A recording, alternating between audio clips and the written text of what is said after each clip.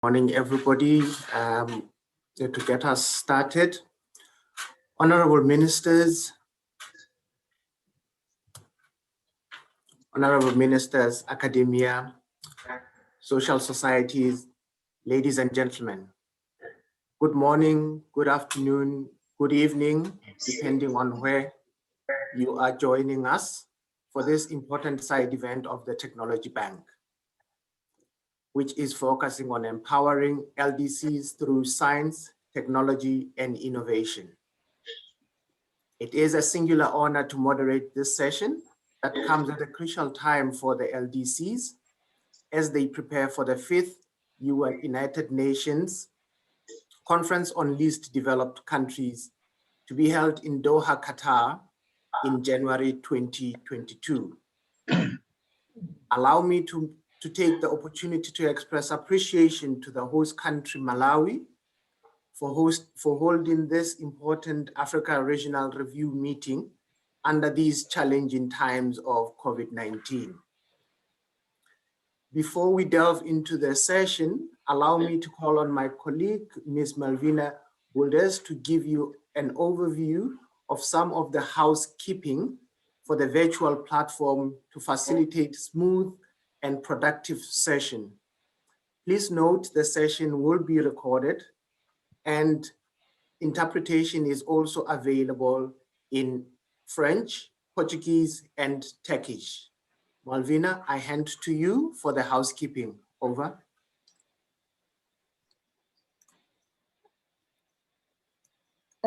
Thank you, Moshe. Dear Excellencies and distinguished guests, we would like to quickly give you the review of the rules and logistics. So first of all, you may select interpretation language in the bottom right-hand corner of the screen where the globe icon is. The interpretation is available in French, Portuguese, and Turkish. Speakers will be given the floor as per the program, and I'm gonna be sharing the program as the link in the chat window shortly. If you wish to ask a question to the panelists, please write your question in the chat window, adding your name, the institution you represent, and the panelist name. The webinar, as you can see, is now being recorded and the screenshots will be taken. And finally, if you experience any technical issues, please send a private message to one of the co-hosts, including myself. Thank you for your kind attention, and I wish you a fruitful and engaging discussions. I thank you very much, Malvina, for the housekeeping rules. At this stage, allow me, ladies and gentlemen, to start with our first session, with the first part of the session, which is going to be focusing on the UN Technology Bank programs and the lessons that have been learned. This special session, to give you an overview, it's jointly organized with the government of Malawi, Turkey, and the United Nations Economic Commission for Africa. It will feature the UN Technology Bank's activities, which support the LDCs in enhancing their science, technology, and innovation capacities to build sustainable and productive capacities that promote structural transformation and early results in the selected African countries.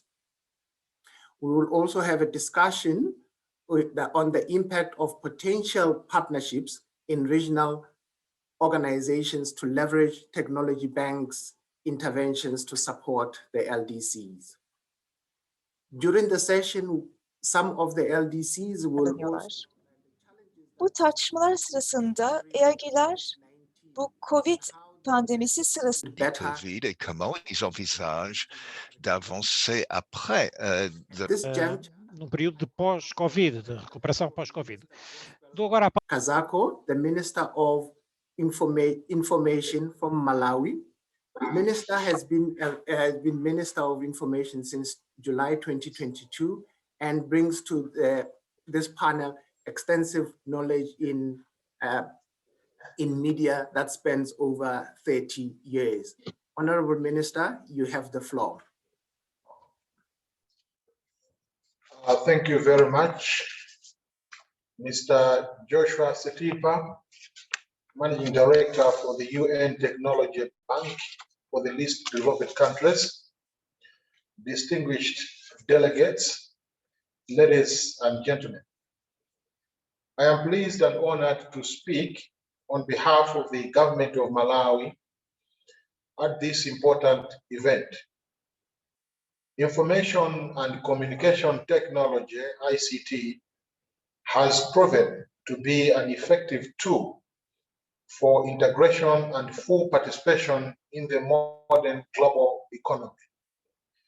It is against this background that the LDCs cannot afford to forego the numerous advantages that come with adequate adoption and utilization of ICT.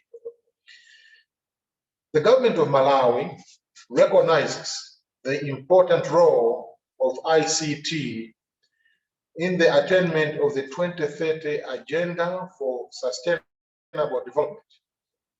To this effect, Malawi has incorporated ICT development in its national development frameworks. Malawi's new vision, the Malawi 2063, clearly states that our competitiveness and global reach will greatly improve through embracing the use of ICT to easily access markets.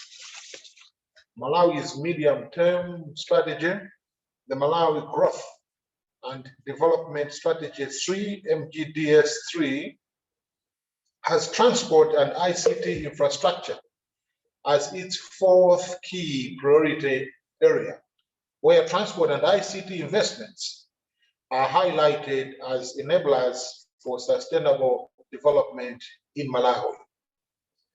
Recently, the COVID-19 pandemic has further demonstrated the importance of ICT in bringing the world together through online communications and e-commerce. ICT has positive spillover effects on other sectors such as transportation, manufacturing, processing, and services. These have great impact in improving people's standards of living through job creation and improved service provision.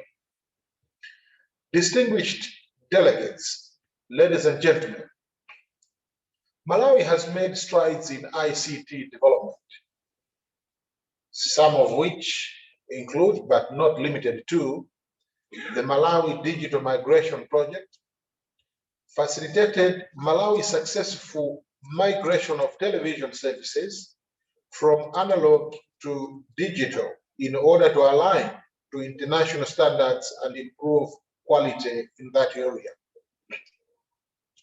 Operationalization of the Access to Information ATI Act of 2016 by, among other things, ensuring that Malawians are well informed about how public resources are used and promoting transparency and accountability in the functioning of public entities.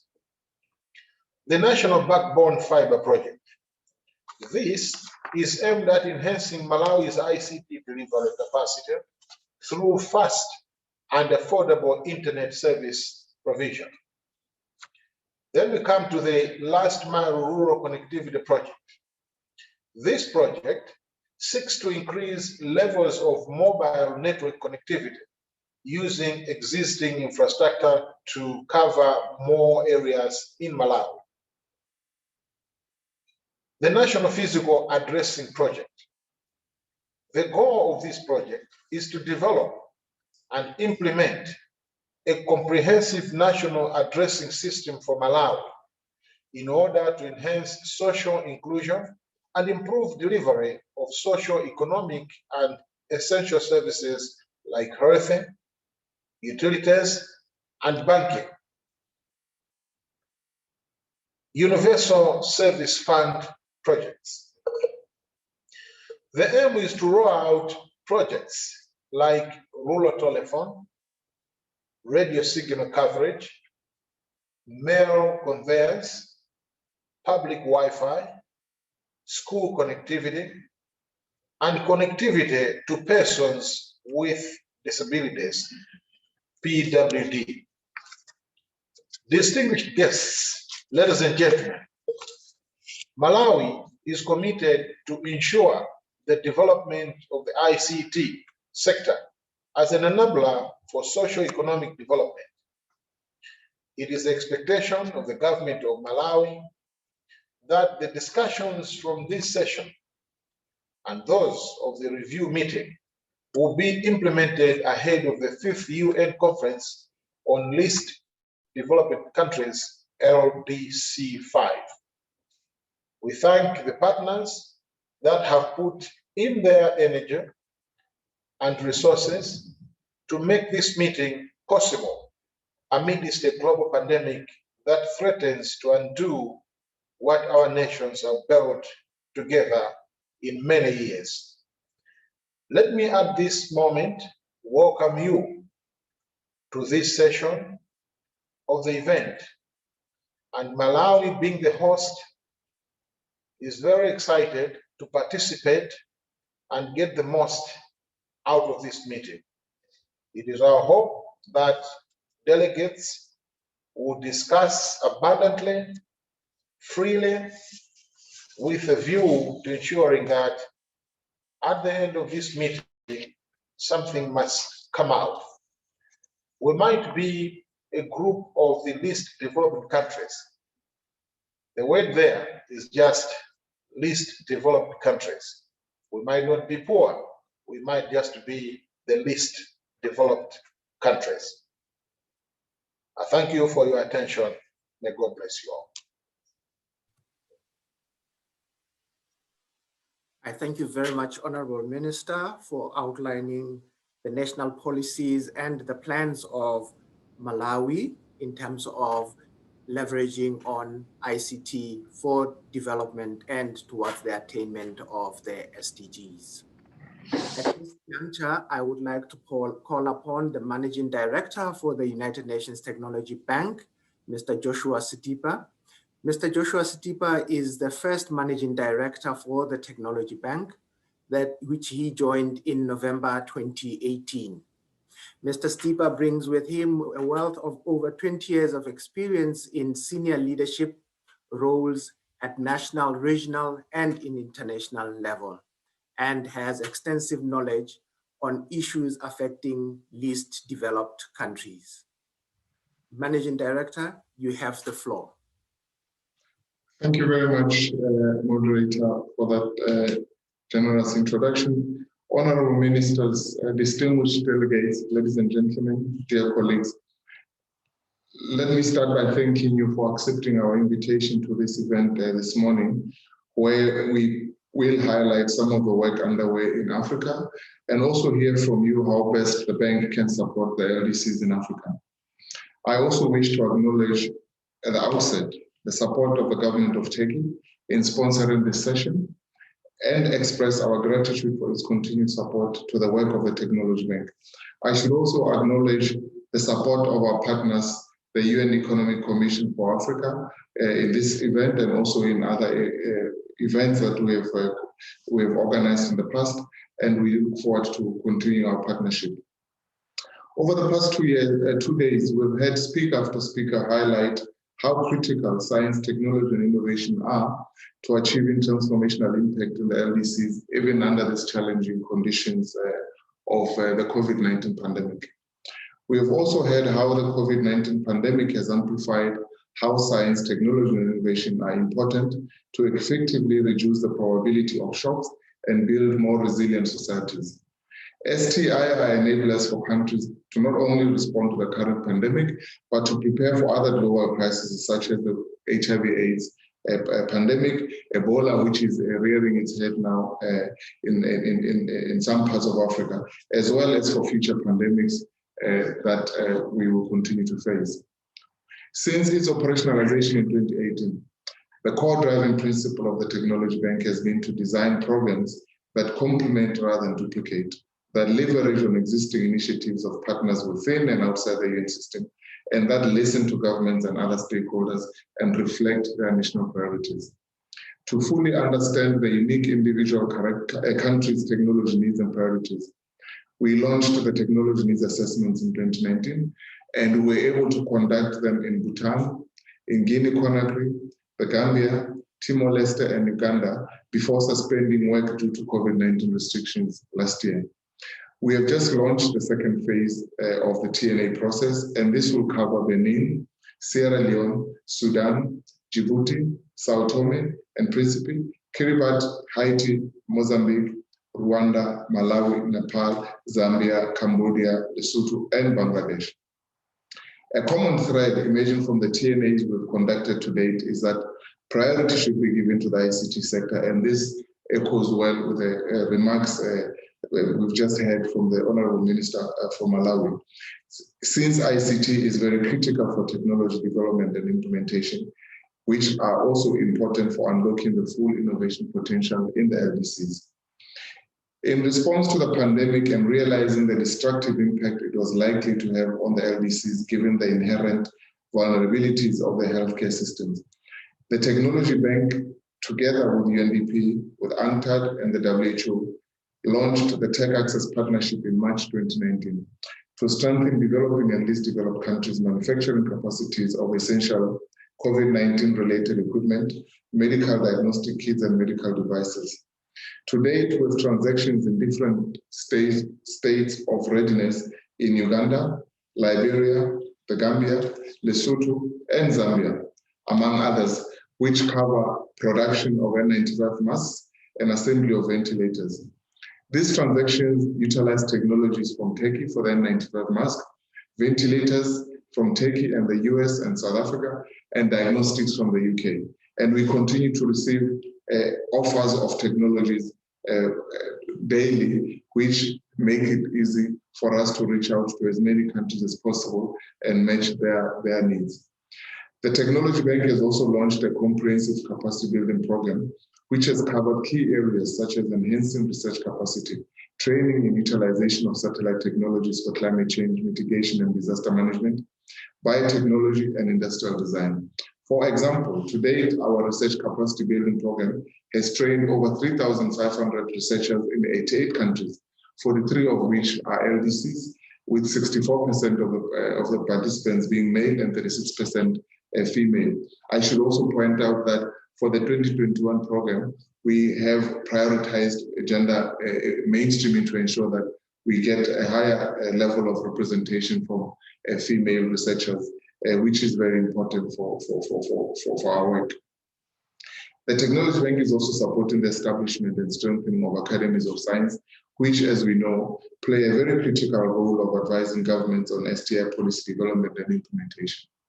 In December 2020, the Angola Academy of Science was launched, and this will be followed by the Democratic Republic of Congo, the Central African Republic, Malawi, and Lesotho in 2021. Furthermore, in 2021, the program will also support the establishment of academies of science in Cambodia, Chad, Liberia, Niger, Sierra Leone, and the Solomon Islands. Moderator, before I conclude, allow me to take this opportunity to highlight a critical issue which is very central to the bank's continued ability to support the LDCs, and this relates to resources. As you are aware, the Technology Bank relies 100% on extra budgetary resources and is not part of the UN regular budget. To date, the bank has benefited from the generous financial support of the host country, Turkey. And in addition, Norway, India, Bangladesh, and Guinea have also made a financial contribution, and this has enabled the bank to undertake its activities. It is, however, important for me to note that without resources, the bank will not function and will fail in its mandate. I therefore appeal to all LDCs and the development partners to provide financial and in-kind support to the bank for us to be able to ensure that by the time we meet in Qatar in January next year, we have been able to deliver as much assistance as possible to the LDCs and be able to showcase the transformational impact that that assistance would have provided. I thank you very much for this opportunity. I thank you very much, Managing Director, for outlining and giving a glance of what the Technology Bank has been doing in the last 2 to 3 years, it being the first, or rather the youngest of the UN family. At this point in time, I would like to call upon Professor Hassan Mendel, who is the president of the Scientific and Technology Research Council of Turkey. Professor Mendel he has been in this position since February 2018, and he has also been appointed as a member of the Presidential Science, Technology and Innovation Policies Council since 2018. And Professor Mendel also holds various national and international awards, including the TÜBİTAK Science Award. President Hansen, you have the floor. Thank you, dear moderator, Mosheka. Honorable ministers, dear Managing Director, Joshua Setipa, distinguished country representatives and colleagues. So it's a great pleasure for us to join to organize this virtual special session of the UN Technology Bank for empowering the LDCs through science, technology, and innovation. UN Technology Bank was championed by the President Recep Tayyip Erdogan during the fourth UN Conference on LDCs that was hosted in Istanbul in 2011. The Istanbul Declaration and Program of Action had put forth specific objectives for entire community, including increasing the productive capacity of LDCs and reducing the vulnerabilities. Now, on the path towards the 2030 agenda, we need even more empowerment and transformation through science, technology, and innovation. Our dedication to realization of the UN Technology Bank also representing dedication to realization of all SDGs, as well as their interlinkage, and also support from the targets 17.8, including the capacity building mechanism. Since its inauguration in June 2018, UN Technology Bank has been pursuing a roadmap with this perspective that will advance the LDCs for a better future. As expressed in detail by Foreign Minister Mevlüt Çavuşoğlu during the high-level opening session of the Africa Regional Review meeting this Monday on February 22nd, Turkey pursued a humanitarian foreign policy. Both Africa and LDCs have a primary place in that policy. We strongly maintain the position that main priority in the international development and cooperation should be given to the LDCs. And this is only possible with the greater empowerment based on R&D and innovation. We further recognize that addressing the additional challenges that are posed by the COVID-19 pandemic requires even stronger support from the science, technology, and innovation. Due to the COVID-19, at least 71 million more people have entered extreme poverty, while severe and moderate food insecurity has increased, particularly in sub-Saharan Africa, while about 620 million people still lack of access of electricity. Satisfying a leap forward will require clean and renewable solutions based on R&D and innovation. Needed leaps are possible only with strong focus on technology-based collaboration, as well as co-production for sustainable and inclusive solutions. UN Technology Bank for LDCs is situated in TÜBİTAK, Gebze campus in nearby Istanbul, that is in the heart of the R&D and innovation ecosystem with linkage with the across the world. During the COVID-19 pandemic, the research center of this campus has also coordinated the mobilization of R&D and innovation ecosystem for vaccine and drug development. This grand effort is mobilized not only for our country, but also for the benefit of humanity and particularly the LDCs. The COVID-19 Turkey platform that represent a strong co-creation based of collaboration of 436 researchers across 49 different institutions have now reached a stage of initiating a clinical phase studies of 3 innovative vaccine candidates, namely inactive, virus-like particles, and adenovirus candidates, as well as 3 new drug candidates. In addition to COVID-19 data portal in English has been prepared for the access for the international community. We are glad to share that in addition to the UN Technology Bank for LDCs that we are hosting, TÜBİTAK on the behalf of Turkey has bilaterally scientific and technological cooperation with Afghanistan, Burundi, Ethiopia, Sudan, and most recently with Sierra Leone. Our direct outreach to LDCs has increased during the pandemic. Without the smooth integration of the LDCs to the R&D and innovation ecosystem, as well as the global economy, it is not possible to mention that the possibility of the eradicating the poverty or reaching the sustainable development. This connection is clearer today due to the pandemic. Our common well-being depends on joint and collective approaches.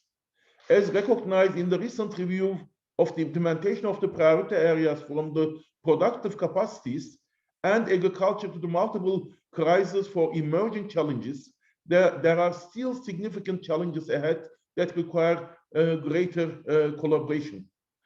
This is also the reason why we must focus on building healthier, more inclusive, transparent, and sustainable world where no one left behind. We need an advanced common solutions for sustainable development while closing the digital gap. UN Technology Bank has a key role in achieving this challenge. As recognized in the UN research roadmap for COVID-19 recovery, we are at a turning point in shaping our common future that can be towards sustainable development or otherwise. The direction will depend on our joint collaboration. From the perspective of TÜBİTAK, this direction will depend on a focus on co-creation and succeeding together, from basic science to engineering, as well as the social science and humanities. We need a collaborative approach to ensure that we produce impact to secure an inclusive and sustainable future that advances the needs and potential of the LDCs. We hope that our open dialogue will support this approach in a time when it is more needed, and that such a dialogue will be used a map of our next 10 years of a collaborative and effective partnership. As the host country, Turkey is providing financial support to this bank in an amount of $2 million annually and covers the bank office expenses as well as setting up expenses. Our conviction to banks' importance is continued unabated. We wish to see increased support to the UN Technology Bank from the development partners and call on LDCs to benefit from the bank's work to realize impact. True sustainable development requires a future when we transform the concept of LDCs. True sustainable development requires a future when research and development and innovation provides a shared direction to discover new potentials and possibilities to truly transform the future that waits us all. With these remarks, on the behalf of my country and institution of TÜBİTAK, I wish you the best for a productive special session in contribution to the Africa Regional Review towards the upcoming 5th UN Conference on LDCs. Thank you very much. I thank you very much, Professor Hansen Mandel, about your statement as well as the valuable contribution that is provided to the Technology Bank in supporting the least developed countries, and echoing your support for other member states, and well as other developing countries to support the Technology Bank. At this juncture, allow me to call upon Minister Eliud Swenge, Minister of Science, Technology and Innovation of Uganda.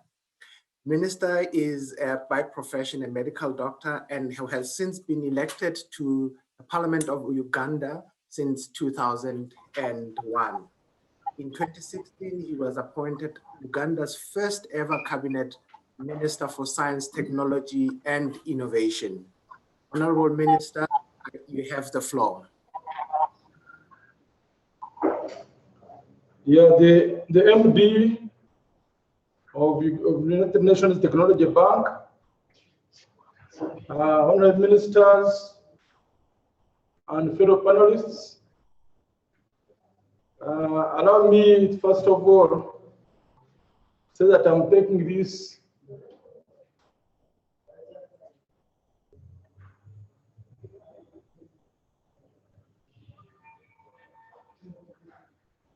you unmute. Okay. We can hear you, Honorable Minister. You can. Okay, thanks a lot. I'm taking this call from up country in a village. So apologies for any communication glitch. But allow me to say the Honorable Minister from Malawi and Honorable Ministers who are on this session, the MD, UN Technology Bank, and all of you colleagues, allow me to take this opportunity to bring you greetings from Uganda and also thank the UN Technology Bank for the support they have given to Uganda from technology needs assessment, capacity building, and other endeavors, and of course what we are planning in future. Allow me also to bring you greetings from the African Union, where I chair the Specialized Technical Committee on Science, Technology, and Education, which brings together all the 54 ministers responsible for science, technology, and also istediğimiz için Teknoloji ve Eğitim Bakanları bu alanda çalışan paydaşlar olarak bir araya geldik ve Birleşmiş Milletler Teknoloji Bankası'nın Afrika'da önem verdiği noktalar üzerinde çalışıyoruz biz de. Ve elbette mali de that need to be focused on. But allow me to first of all say that in whatever we are doing, we have to see what we are aiming at. These 33 LDCs or 46 LDCs, 33 in Africa, they are called LDCs because they are very poor. They have per capita incomes maybe less than $1,000, and people are really not living good lives. And therefore, what we aim at is to ensure that the people in these LDCs, first of all, they need to graduate from the LDC status. But we also want to ensure that also the people in these LDCs live happy, prosperous, healthy, productive lives. And for us to achieve that, it means we have to promote inclusive prosperity, measured by either increased GNP per capita, or as sometimes people want to call it, a higher happiness index. And we know that for us to achieve that, to achieve high status economically, we know that science, technology, and engineering are one of the most important fundamentals to, in addition to like infrastructure like electricity, roads, health and education institutions, telephones and the ICT communication. In addition to that infrastructure, science, technology, engineering, innovation is an important fundamental in harnessing the opportunities that we have in our LDCs to achieve an inclusive growth.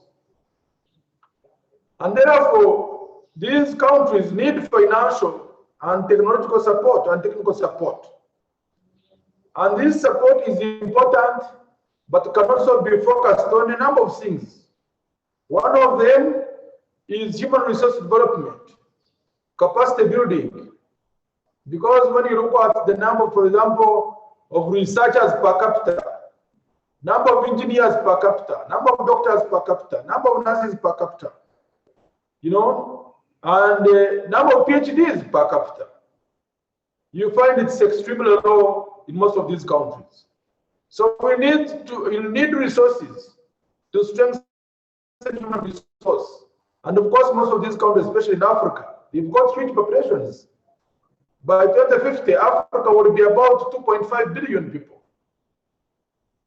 And most of these are young people, very creative people, but they need their capacity to be enhanced. They need to be given support in human capital development. Number two, as the minister from Malawi was saying, focusing on ICT. For Africa, for these LDCs to make progress, we need significant digital transformation. The recent COVID epidemic, or the current ongoing COVID epidemic, has really shown, you know, we are trying to talk about virtual learning, but people don't even have telephones in some of the areas, let alone connectivity, ICT connectivity. So we need digital transformation, and therefore we need financial and technical support for digital transformation of our countries in LDCs. We also need support research, support innovation, the creativity of our people, but also support technopreneurship in most of our countries. Technopreneurship is really a complicated term, which is the process of combining technological prowess with entrepreneurial skills and talent. It is like simple entrepreneurship in a technology-intense context. So we need to support that. From academia to industry, most of the universities in LDCs, or most of the institutions in LDCs, produce a lot of people, a lot of talented people. They do research, but most of this research does not translate into products, services, or processes. So we need infrastructure. We need resources. We need technical support the translation of research and development outputs into commercialized outcomes, that Africa can also benefit from knowledge-based economy. You can look at, like now, what are the most rich companies in the world. They are mainly based on knowledge management. It's Facebook, it's Amazon, and others. These are big companies, but based not on raw materials, like we do in Africa, but based on knowledge economy. So we need financial and technical support our research and development infrastructure, and the translation of research and development outputs into commercialized outcomes. And this means supporting institutions. That was another part of the question. We have to support our centers of excellence, our universities. We have to support the science and technology parks. I know the UN Technology Bank was doing of labs. We need to have UN Technology Lab in Uganda and other countries. We need to have incubators where we can nurture the minds, the ideas, where we can support prototypes to come to important technologies. We can nurture creativity.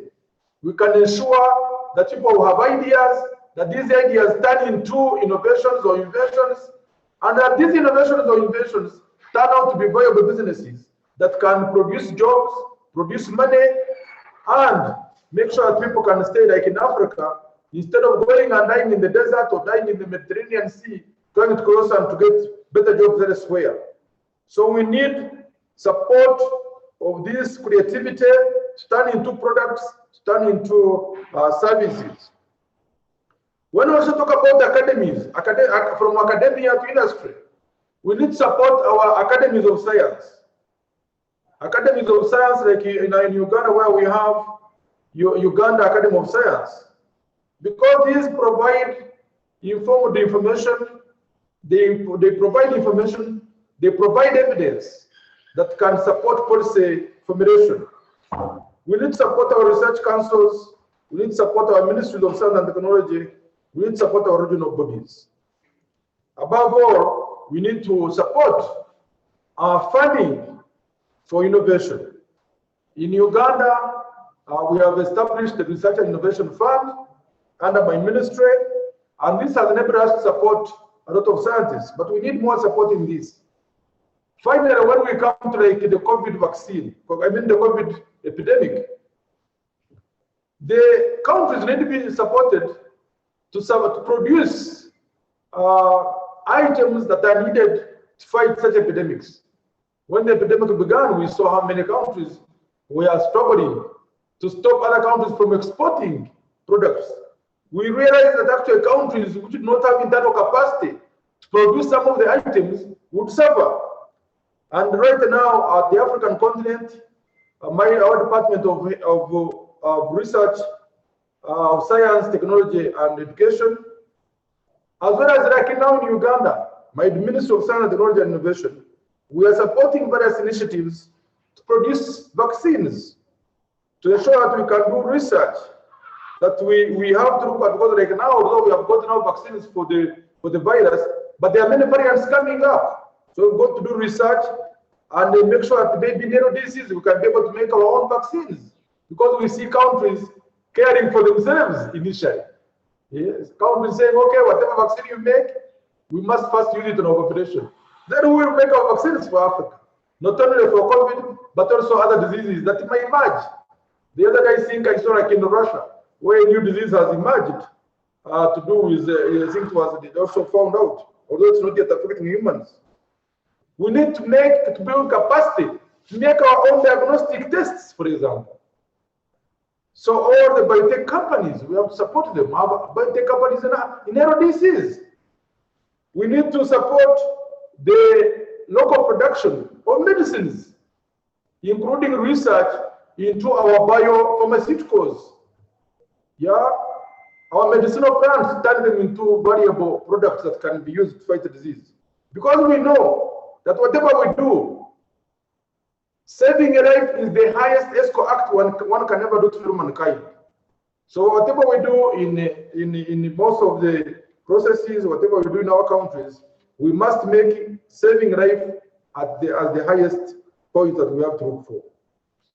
So in closing, I must say, of course, thank you so much for organizing this workshop. Unfortunately, I have a visit by the Parliamentary Committee on Science and Technology to our region, and therefore I will be leaving to join them. But I look forward to conclusion of this review meeting, and also look forward to the UN meeting of next year. I thank you once again for listening, and I look forward to more collaboration between the UN Technology Bank and Uganda, and indeed Africa. I thank you so much for listening.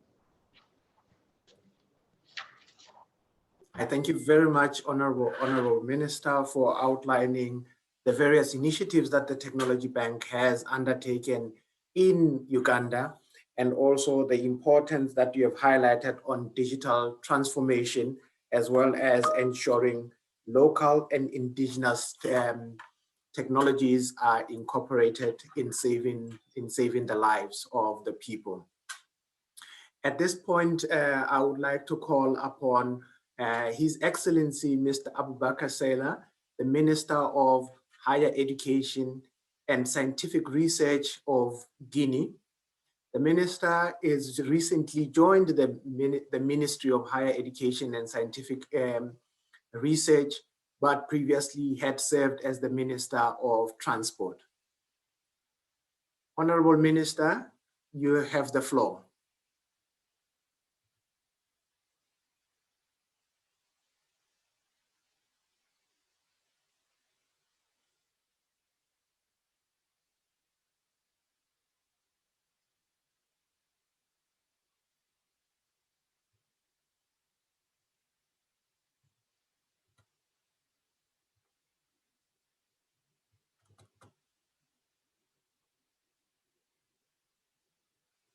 Honorable Minister, are you able to join us?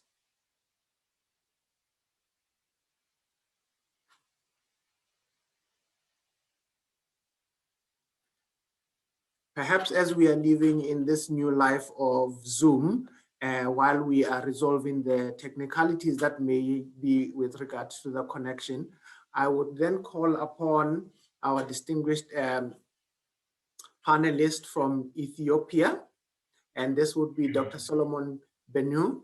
Dr. Solomon Bennu is the Director General of the Science and Research Affairs in the Ministry of Science and Higher Education of Ethiopia. He has been the Director General and is also affiliated with the Department of Biotechnology of the Addis Ababa Science and Technology University. Dr. Solomon also has substantial science leadership experiences conducting policy-oriented research and national prioritized STI sectors. He has been setting policies, strategies that enhance science culture research, and research ethics at higher education institutions. Dr. Bennu, you have the floor. Thank you very much. Dr. Joshua Setipa, Managing Director for United Nations Technology Bank for Least Developing Countries. Honorable Ministers, all protocols observed. Many thanks for giving me this opportunity to share lessons and experience from the Ethiopian perspective and expectations that we believe as a country from the United Nations Technology Bank. Just to give you an highlight on what's going on with the Ethiopian government, as you all might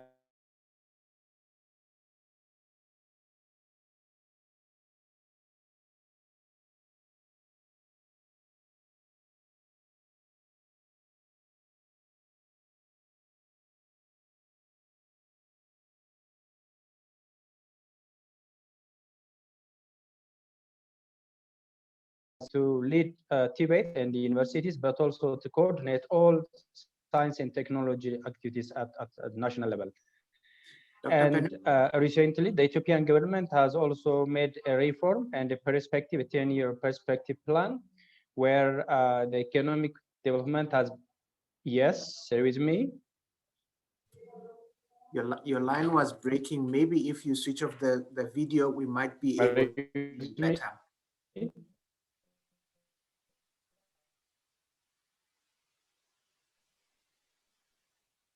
Can you hear me? We can hear you, but maybe if you switch off your video, your bandwidth might Since be I'm really sorry. Hear you. Yeah, so maybe I switch off.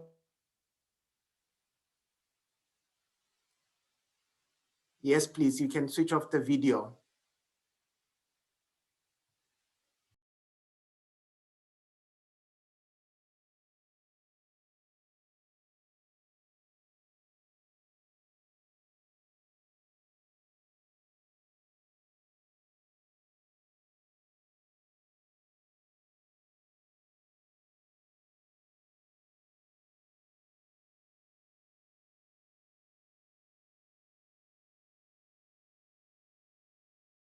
Has been interrupted, but I hope you can you hear me now? We can now hear you. I'm really sorry for the interruption, and I'm off my office and I'm trying to connect using Wi-Fi. So the Ethiopian government recently has established a 10-year perspective plan where agriculture, ICT, manufacturing, and tourism and public service has been prioritized to achieve the national development goal, which of course are in line with the AU development agenda and the SDGs.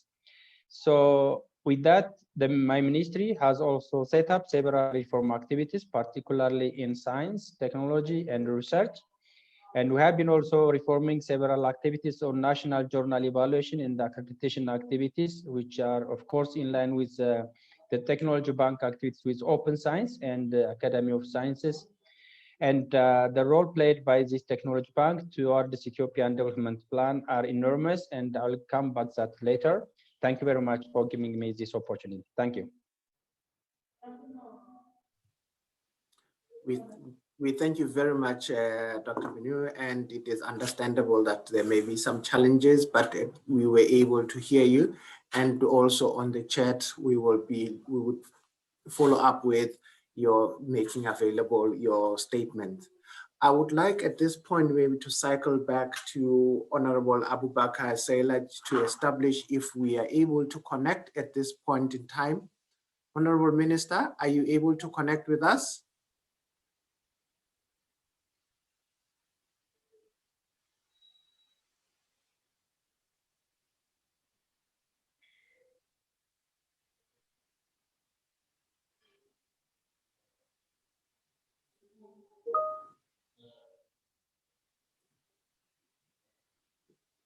We seem to be having a challenge with connection with Guinea as well as with connection in the Gambia.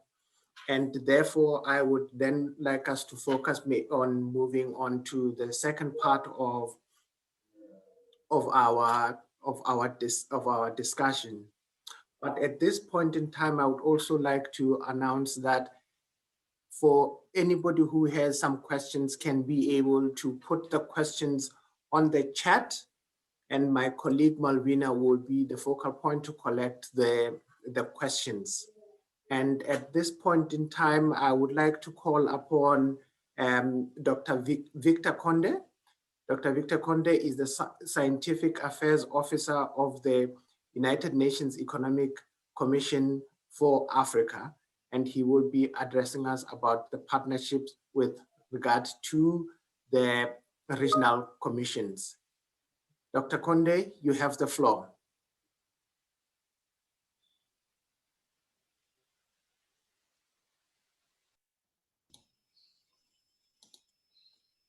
Well, thank you very much, Moshe, and thank you very much to all our partners and all the participants and the honorable ministers, and perhaps to just sum it up, to just say protocols observed. I'll try to just sum up some of the things that perhaps have been discussed here, and maybe a little focus on partnerships. I did have a few slides, but considering everyone else is talking, maybe I should just talk through mine rapidly. As my colleagues have mentioned, my name is Victor Conde, and I come from the United Nations Economic Commission for Africa, and currently basically standing in as officer in charge for the technology and innovation section. And I think us and the Technology Bank have been working together for quite a while. And so part of the focus of my talk perhaps will just deal with some of the work that we've done together, at least in the end of it.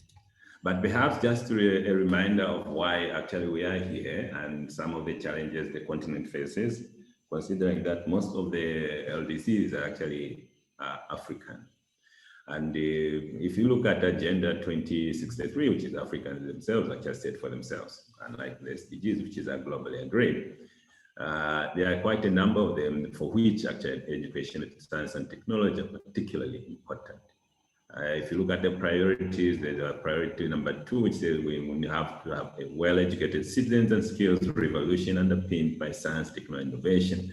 So, and that will not be done if we do not invest in science and technology. That we need a healthy and well-nourished citizens. I think we can all agree we are not yet there, and the time is running out, so we need to scale up our efforts. And of course, they're talking about transformed economies, which is our priority number 4. And here again, STI-driven manufacturing, industrialization, and value addition will be particularly important. And of course, the modern agriculture for increased production, steep productivity and production. We can all agree that I think our productivity remains low, and perhaps some of the tools that we're using, or maybe with some of the products that we're actually focusing on. And we will therefore need the best science and the best of the technology, and perhaps some of the creative minds to find solutions to Africa's agriculture, call ourselves an agricultural continent, but yet we're hungry. And finally, of course, the whole issue around environmentally sustainable and climate resilience. Communities, I do not think we can actually achieve any of these without a huge investment in science and technology. So while science and technology perhaps will contribute to many of the targets that we set against ourselves, but there are a number of them for which science and technology is literally called for in Agenda 2063. Now, there is, of course, a concern that Africa is falling behind, and the LDCs are particularly perhaps affected, and maybe an area of even greater concern. I think the Honorable Minister for Uganda just mentioned a few of the statistics in terms of researchers and also global expenditure on R&D. I think the rest of the world accounts for 99, and Africa, sub-Saharan Africa accounts for only 1%. And if you take South Africa out and maybe Nigeria, Kenya out, you can understand what that value is likely to become. And of course, we account for only 0.3% of the global, I think, trade in high-tech exports. So, and in Agenda 2063, we actually set ourselves a target of 5 to 10% of our manufacturers, and manufacturing account for 50%. With the exception perhaps of Lesotho and others, most of our LDCs, including in fact most of the African countries, are perhaps way below that target. The fact that we know that target, they're much even lower than expenditure on R&D.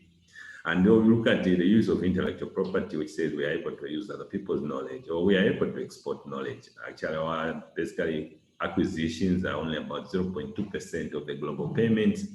And yet, in terms of exports, it's even 0.07%.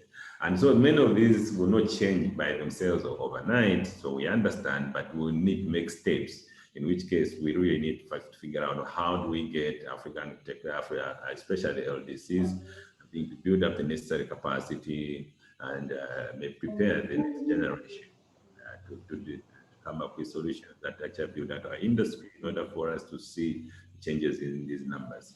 Not to mention, the numbers basically reflect the type of jobs we find in our countries. If everyone in our country is just a farmer, we really should not expect them to be rich. So we need to build up beyond agriculture. İşlerle kimse zengin olamıyor tabii. Tarımın çok ötesine gitmemiz gerekiyor. Tarım da ailelerin ötesine geçmelidir.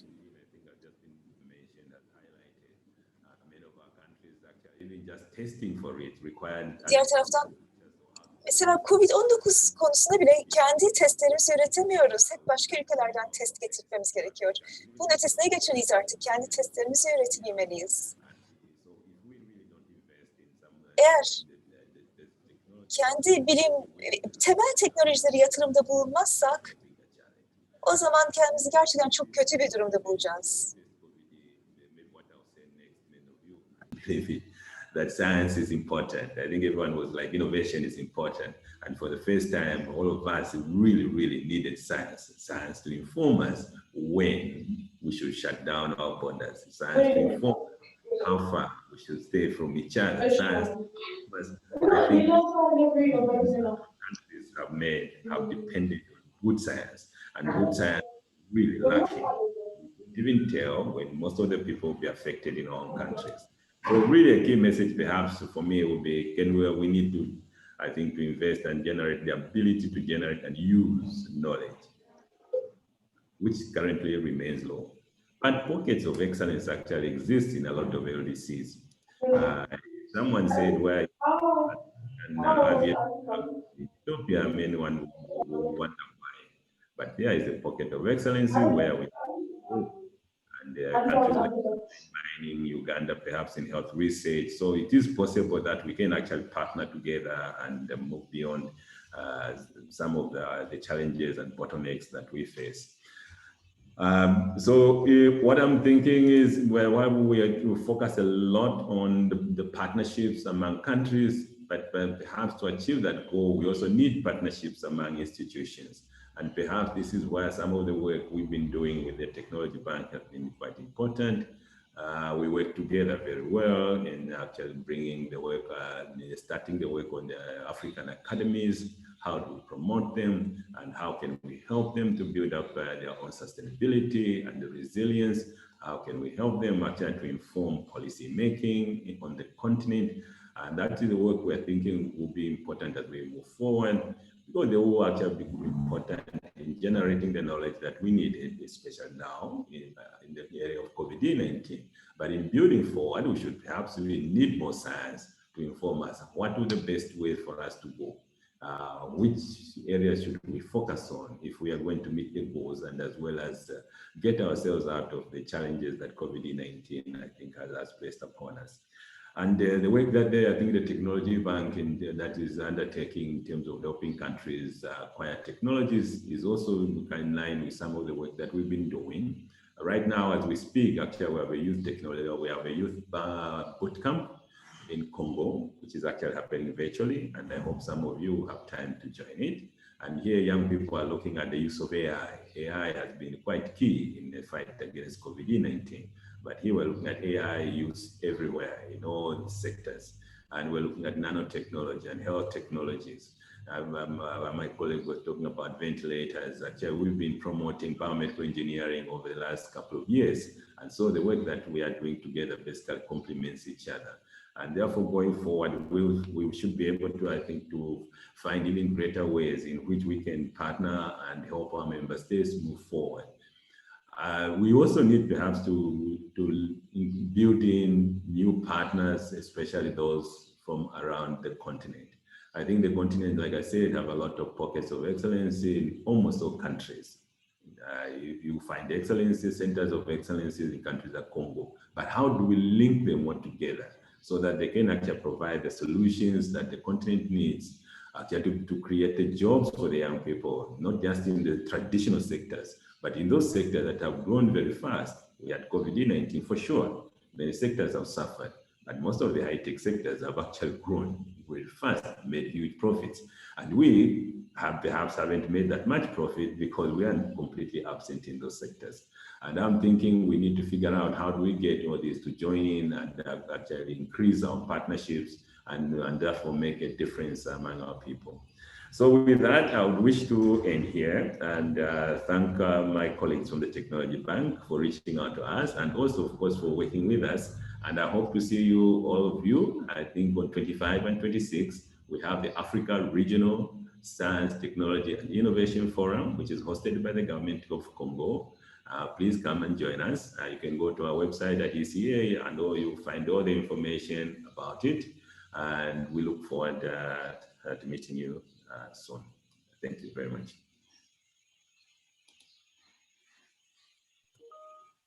I thank you very much, Dr. Konde, for your valuable contribution to this session and highlighting the importance of Agenda 2063 for the African continent, and also the need for increased investment and the use of know-how across the continent, and importantly also about the partnerships that could be established, especially for those that are to connect the pockets of success that you mentioned across the continent to ensure that science, technology, and innovation are enhanced across the continent. Before we get to the questions and answer session, I'm going to try to see if we're able to once again try to connect with the Honorable Minister Abubakar Sela from Guinea. And if we are unable to, we will then proceed with the questions and answers. Honorable Minister, are you able to connect at this time?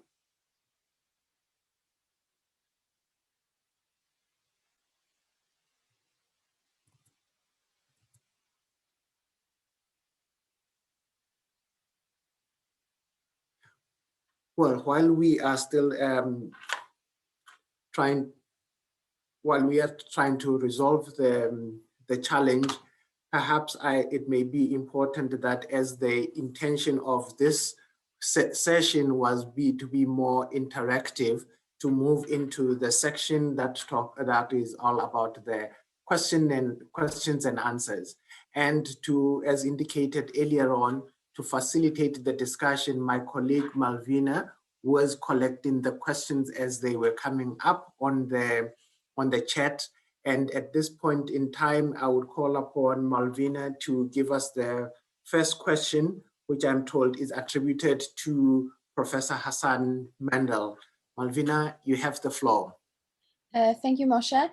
Professor Mandel, how can cooperation and collaboration between research institutions and private sector be enhanced to promote research, development, and innovation in the field of science and technology, especially in technology transfer?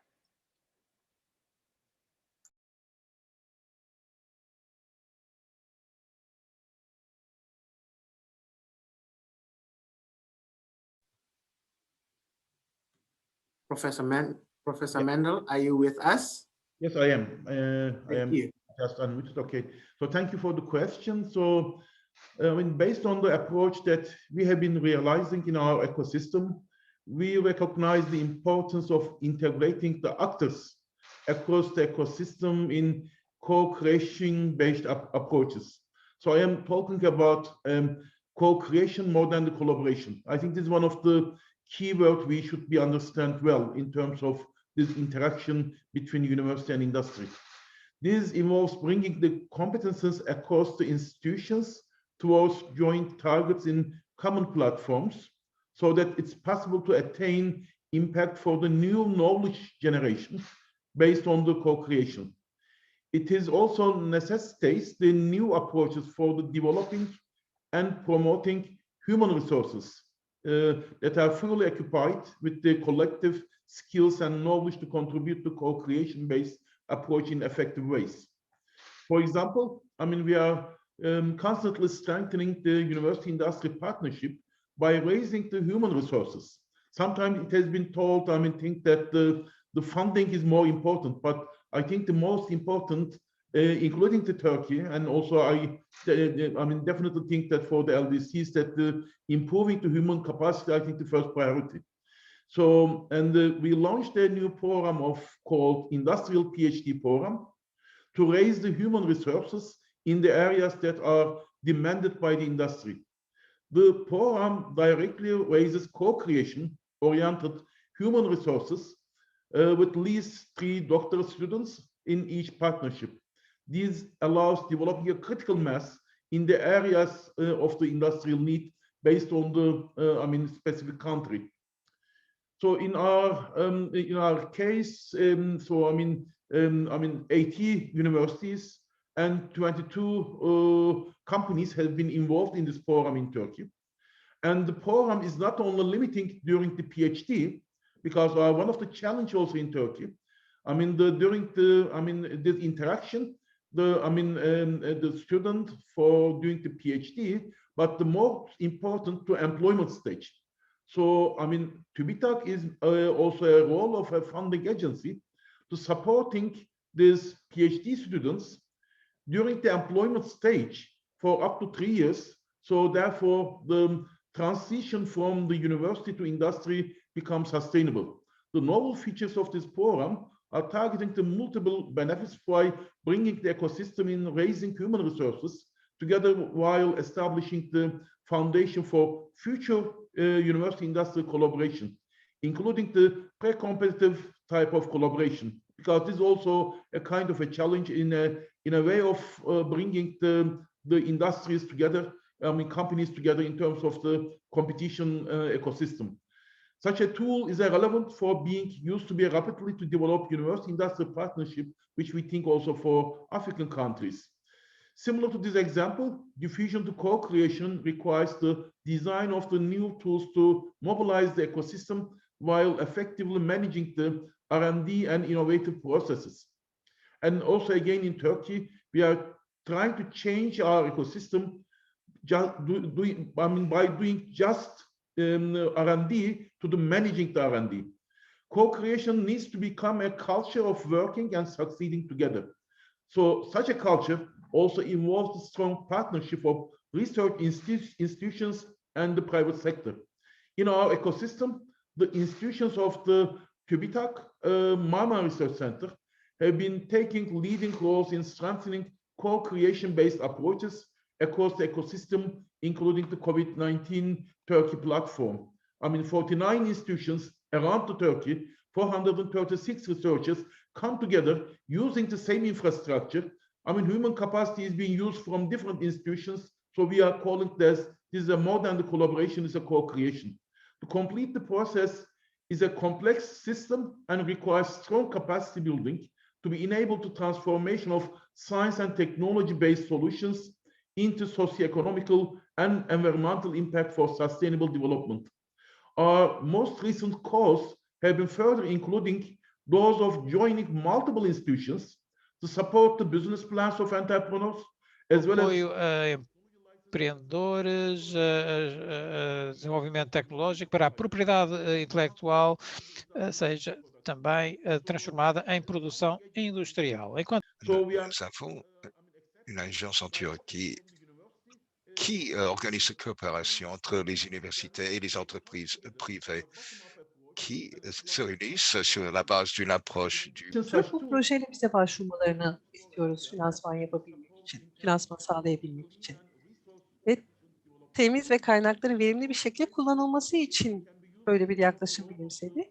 Ve bu araçlar Birleşmiş Milletler Teknoloji Bankası'nın kapsamındaki can be used in joint both sides in co-creation and co-production based approaches in support of the inclusiveness and sustainable solutions. So we look forward to continuing our contributions to strengthening this culture, to co-creation based on approaches that involve research institutions, the private sectors, and also all stakeholders.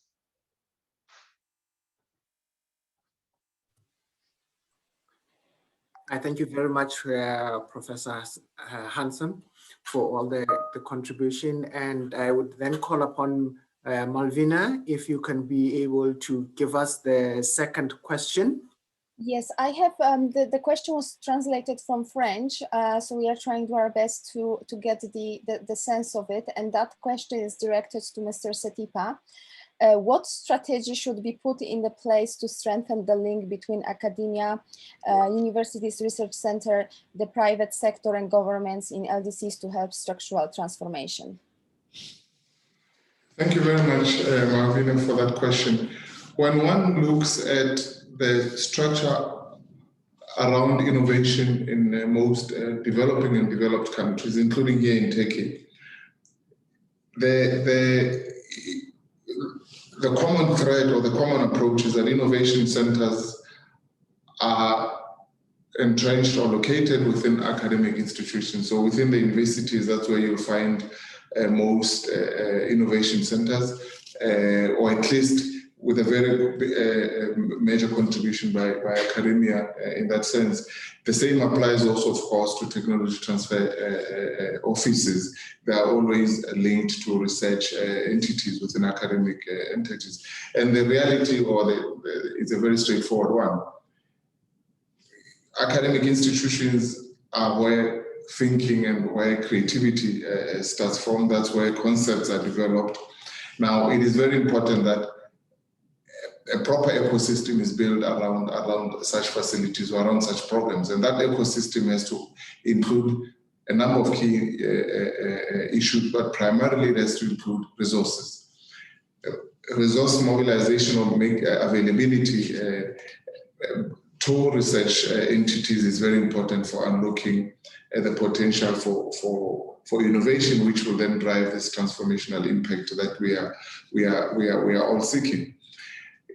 Of course, in our case, we work with countries that are already facing severe budget pressures and are not able to allocate the level of funding towards research and development that we see in counterpart countries in the developing and developed world. And as we heard from the ECA, LDCs are way beyond below the global average or where they're supposed to be. And this is where the private sector comes into play.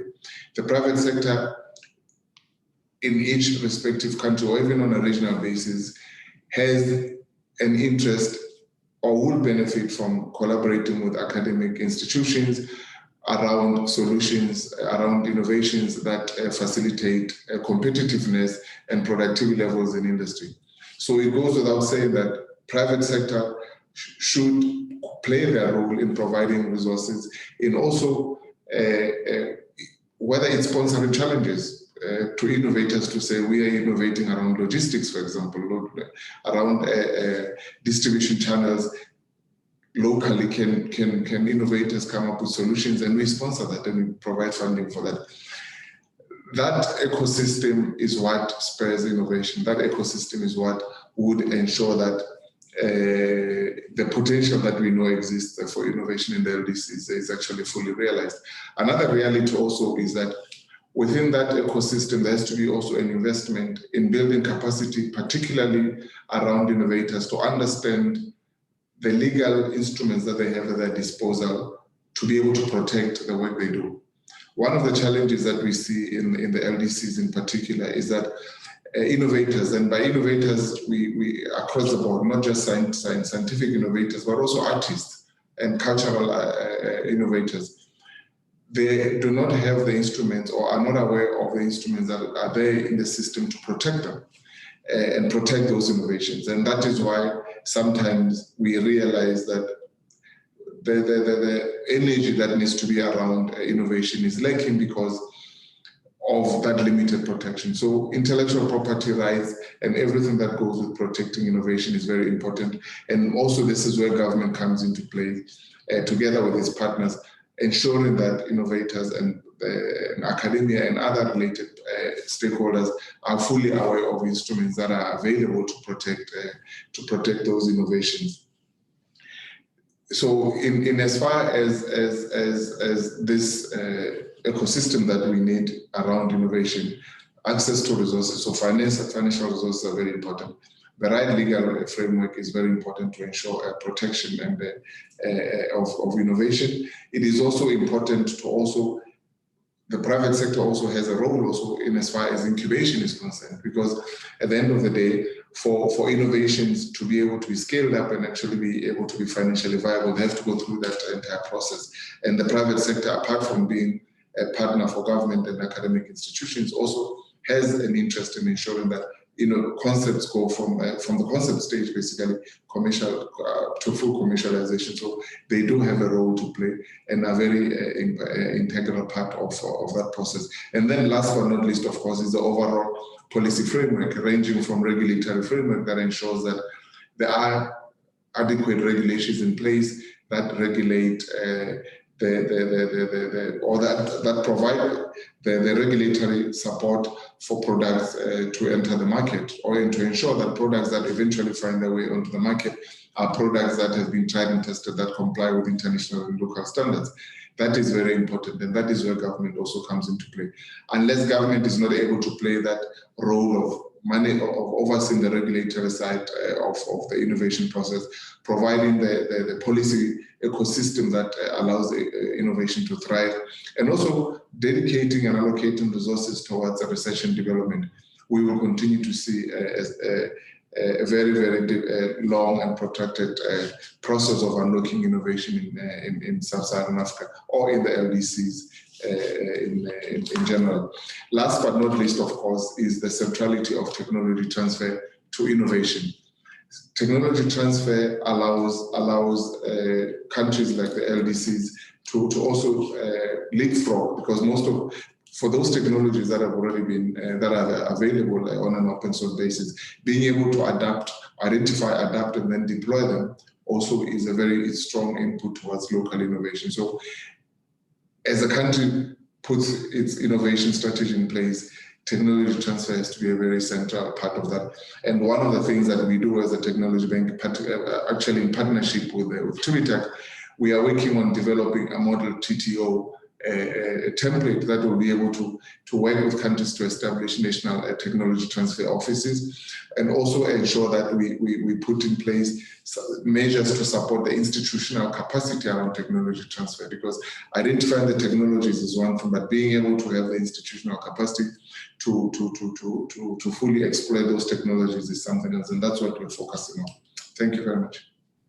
Thank you, Mr. Satipa. And now I would like to direct give the floor to the Dr. Bennu. And I have a question.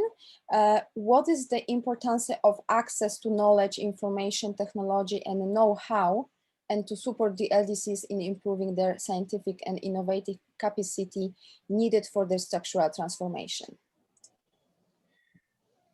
Thank you very much for the question. I think for the sake of clear communication, I have my video, and can you hear me? Can you hear me? Yes, Dr. Thank you very much. So before I come to the importance of knowledge, information technology, and know-how to my country in particular, let me address its importance. As you all know, we are in the era of information and communication and technology. And we are also, of course, in the time of globalization. So the importance of access to knowledge, information, technology have been identified by almost all organizations, including my country. Moreover, each and every national development activities require coordination and linkage among national, regional, continental, and global partners or actors. Besides, collaborations between research institutes, universities, or academia ecosystem are highly dependent on knowledge exchange and information exchange, as well as on the application of science, technology, and innovation. So all this require closer cooperation and collaboration among all stakeholders or partners in adapting technology and sharing knowledge, and of course in supporting national science, technology, innovation-based policies that are geared towards the development agenda of each country, or at the regional level in the case of Africa, or with regard to SDGs. So when I come to how to support in Ethiopia, in this case, particularly in scientific activities and innovation capacity or in capacity building, as I have said it, there were initiations with the United Nations Technology Bank, with the LDCs, as we participated last year in Uganda. And we have had the information and, of course, the ambition plan of this technology bank in assisting African countries, of course, least developing countries, including my country, in provision of technologies and, of course, ICT facilities, and particularly in Academy of Sciences, which, of course, Ethiopia is one of the countries prioritized during our meeting in Uganda. So as I've said it, I'm very sorry, my speech was interrupted earlier. The Ethiopian government has been laying out sectors, prioritized sectors that are geared towards the national development agenda. And these are the ICT, tourism, agriculture, manufacturing, mining, and energy. And when I come to particular to my ministry, the Ministry of Science and Education, we are also mandated to coordinate science, which of course is directly related to one of the prioritized activities of the Technology Bank. And we are aggressively working on science culture enhancement. And we are also revising our national science, technology, innovation policy. And of course, in collaboration with the Ministry of Innovation and Technology. And with that policy, we have given due emphasis to the private sectors so as to involve in research and development activity, which our policy was not able to include them as part of engaging in research. So we tried to make a reform with our policies, and the role played by access to information and technology and know-how is highly crucial. And we are also aggressively working on evaluating and accrediting, of course, a reform on national journals with the purpose of making them visible and increasing their quality. And we are also conducting several reform activities on ICT. And of course, recently we launched a homegrown PhD program, an ambitious plan with producing 5,000 PhD graduates that could assist, and of course, which focus on the 5 prioritized sectors I mentioned earlier. Therefore, the importance of United Nations Technology Bank for LDCs is highly crucial. And with my ministry, and of course with my country, we are expecting a lot from this technology bank in addressing our prioritized sectors, and of course in the provision of some technologies and information and technology. And with regard to technological support, for example, in science culture enhancement, we are making aggressive activities in making sure that the citizens are well addressed with science, with the purpose of making or enhancing our science culture activities. And the role played by the bank, the technology bank, in information or exchange or access to technologies would be highly crucial. And of course, it is a time of COVID or the pandemic where the role played by technologies is highly prioritized. And hence, I think all these activities are highly dependent on access to knowledge, information, and technology.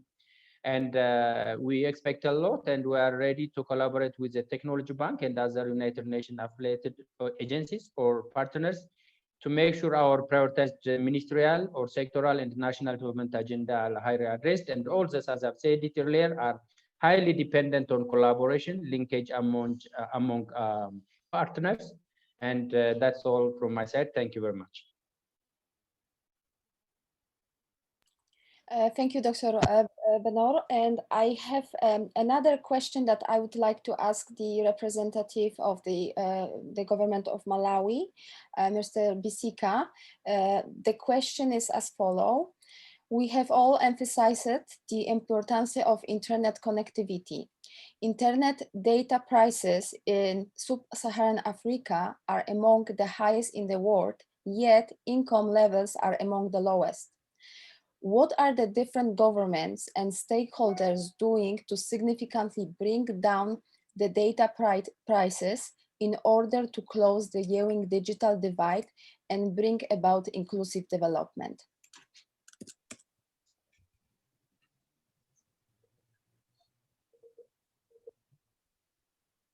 Thank you very much for that question. Indeed, we have to admit as government that internet prices in Malawi is high compared to, can you hear me? Yes, we can hear you. So as government, we do agree that internet prices or data prices in Malawi is high compared to other countries in the region. From what we know, I think it's only 2 countries within the region that are charging more than Malawi. Now, as government, there are initiatives that we're taking to reduce the price of data that effectively goes to the price of internet. I think one of them is we should not forget that Malawi is a landlocked country, and being landlocked is a key parameter in the price of data. But also the other one is the internal factors that do affect price of data. Now I'll begin with some of them. One of the factors that is making the data prices now to be high is the uptake. So the number of people using data are less. That makes the operators to charge more so that they can recover money on their investment. Now, as government, and as Minister of Information, we've taken initiatives to discuss with our counterpart, the Minister of Finance, to see other ways how we can reduce price of last mile equipment. These are like mobile handsets and other things. Those who also play a role in improving the uptake of data services. The second one is looking at the data business itself. At the moment, there is not adequate enough competition in the data services, and as government, we are looking at how best can we induce competition in there so that the players in that market compete on prices and eventually the customer benefits.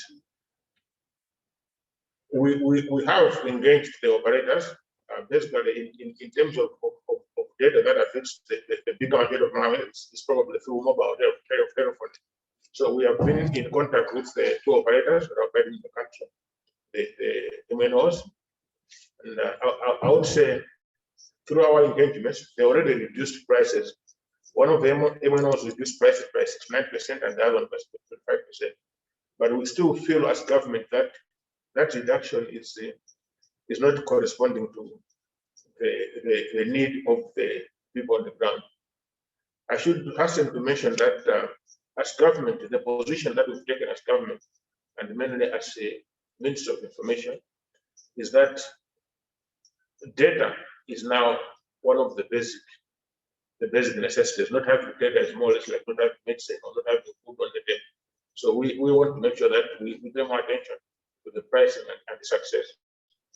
So apart from the 2 things that I've mentioned, the other one is also the cost of the infrastructure. Malawi being a landlocked country, we have to bring in international IP transit from either Dar es Salaam or from Zobwe or from Chipata. The cost of taking that from the border. Suyla karşılaştırma buradaki verilere baktık.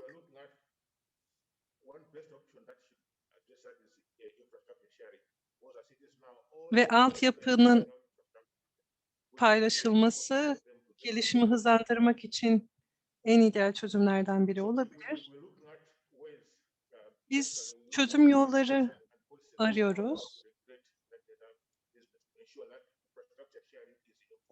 Altyapının paylaşılması çözümlerden biri olabilir.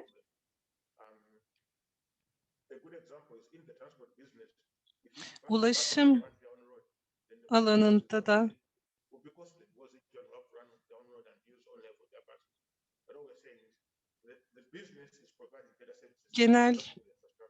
genel olarak altyapıdan bağımsız olarak düşünemiyoruz. Ve biz şu an altyapıyı iyileştirmek adına elimizdeki araçları özellikle kabul edilebilir fiyatlara indirmeye çalışıyoruz. Amaçlarımız bu. Teşekkür ediyorum.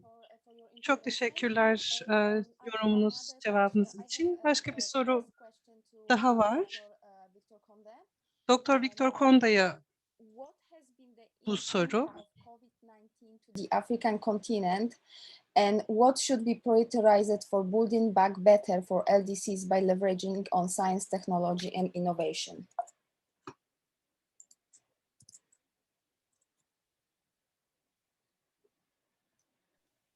Dr. Konda, are you? Thank you very much.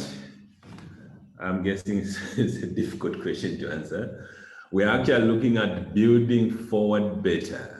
So not just building back better. It's like going back to where we used to be. Perhaps we should be aiming to go to build forward better, so that the future is actually slightly different from where we came from and perhaps better. So from COVID-19, I think has had two major impacts on science and technology, specifically. One is simply that funding, for example, for science and technology actually went up in some of the countries. That is true, for example, for South Africa, where we saw quite a number of investments that required where governments actually put investment in basically for research. And the second most important one also has been mobilizing local institutions. So almost all the testing centers have been actually our local universities and our local hospitals. And so basically that we have relied on, and teaching us one important lesson, that if we actually build up just some basic capacity in the fields that are going to be important going forward, and in our local institutions, when time comes, when disaster strikes, we can actually rely on them. So as we build forward, then the issues, of course, around climate change. As most people think of COVID as a health problem, and yet if you look actually at where it started, I think more because everyone thinks it came from nature. So there is actually a focus on how do we take the lessons from COVID-19 into climate change, so that we can actually quickly mobilize, for example, support for climate action, as opposed to, because it's likely to have even a bigger impact on Africa than actually COVID-19. So in terms of direct impacts, of course, have been the closures of schools, the closures of labs, some research institutions that perhaps are not working directly on COVID, they found themselves on the other side. So there is kind of a mixed picture. On the economic side, of course, the huge losses in GDP growth that almost our countries are facing. Some sectors are almost on their knees. We've seen even areas like hospitality, travel, and others perhaps significantly impacted. And we reduce revenues. Governments, I think, as we move forward, may likely to reduce spending on STI. So from that perspective, STI needs to align also itself in how it contributes, for example, to creating jobs. So for the people that have lost jobs, how do we build our industries in a way that they actually remain sustainable and viable going back as we go towards the future? There is something else that's, of course, a debate going on. Shouldn't we have known by 2020, January, that we're going to have a disaster and started planning, or instead of waiting? So one of the efforts we are looking at is how do we generate centers that anticipate problems as opposed to centers that react to problems. So the problem was coming, and then we are waiting, hoping it is someone else, and then it's here, and finally we start reacting. Shouldn't we have actually started preparing? And one of the initiatives we are looking at is a project called Origin. And Origin, we are looking at working directly with communities, with industry, and also important anticipating when is problem likely to strike. So we saw the smoke on the horizon, but somehow we're not. So we need to also prepare institutions for that. So in a nutshell, as we look going back forward, of course, it will be a lot of sectors who need a lot of support, and how we leverage technology, for example, not just to work remotely, Everyone's talking about how internet has been important, or the cost of internet and others, but whose internet are we using? Whose equipment is actually the internet running on? And whose knowledge is actually we using? Shouldn't we be actually the players in that industry as well, besides just being users? Shouldn't we be generating, for example, some of the gadgets? One of the bigger costs is simply that some of the bottlenecks we have, maybe even in countries like Zambia, we have competition, 5, 6 players in the internet space or data space or communication space, and they are competing against each other, or maybe even colluding. But there are a lot of bottlenecks. The infrastructure on which everyone depends is controlled sometimes by only one guy. And that one sets the prices, and those prices, in fact, limits also innovation. So in a way, those are issues we are looking at. How do we just strengthen the value chains beyond just the ones that are affected by COVID, but the ones that have been perhaps reviewed by COVID? We rely on the internet, sure, but most of our infrastructure has been pretty resilient, but not. We need to build it to become better. I think we are unable to get ourselves as adults to have to be on the internet. Can you imagine what a primary school kid is going through? Can you imagine what a secondary school kid is going through? If, ministers are unable to connect and the professionals are unable to connect. So those are cultural challenges we need to address. Thank you. Thank you, Dr. Konde. And I do have another question to Mr. Setipa.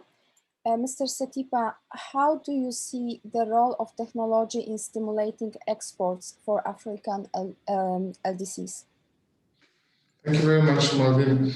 Technology is very central to economic competitiveness and to export competitiveness, of course, and which is why even within the African context, if you look at the African Continental Free Trade Agreement, technology and innovation are very central to its implementation and to fully unlock the benefits that the free trade agreement is going to bring to the African continent. Technology facilitates a number of key areas. For example, technology is very important for trade facilitation. And if there's one thing that we have seen over the last 9 or 10 months, is how important technology is in a situation where traditional supply chains have been disrupted, borders have been closed. So for SMEs in particular, the only way they could be able to continue to reach their clients was through technology. So we've seen an increase in investment in enhancing efficiency of online trading platforms, of technology platforms that facilitates SMEs or exporters access to markets that normally would have been only possible by physical transactions.